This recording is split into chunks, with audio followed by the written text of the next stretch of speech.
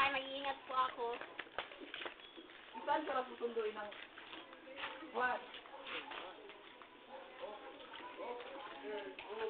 Ito pala yung sasakyan mo. Mag-ingat ka, ha?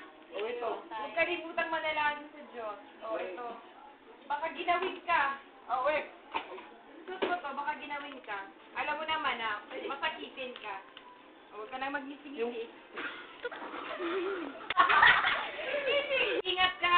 Nay, Michelle, yung pagbas bye-bye! mo. Opo! Gamot! Logareten!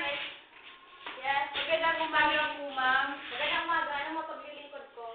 NS lang po namin dalawin si Michelle. Andito po. Michelle? Michelle Espanyol? Yes po. Ah, lagi siyang absent. Bakit daw po? Ilagi po siyang pumapasok eh. Sabi ng mga klase, may sakit daw. Ah, so, ilang araw po siya hindi pumapasok? Halos isang buwan na. Ano ho? Isang buwan. Narinig mo yung birthday? Birthday. Ano ba nangyari doon?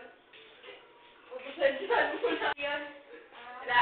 Alam mo naman, Siti. Sana kayong kausapin ng masinsinan. Ah, sige.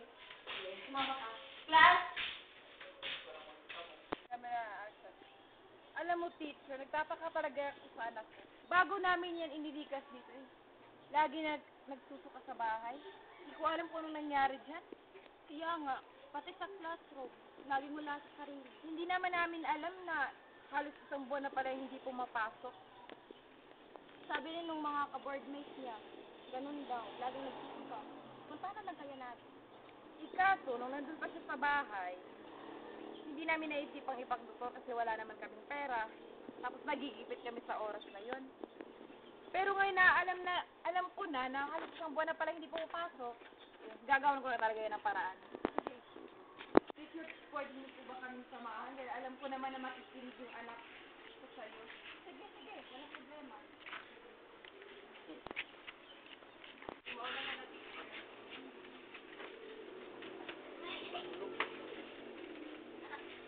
Ito yung boarding house ng anak mo.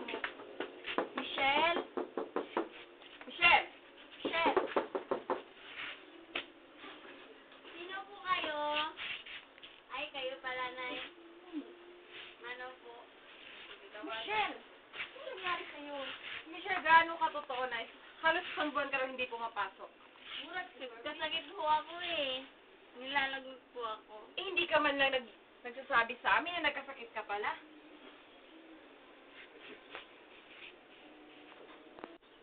Mabuti na lang kung dali na lang natin sa lying in. Pa-check up natin. Mabuti. Halika na. Magbihis ka muna. Ang baho-baho mo. Call.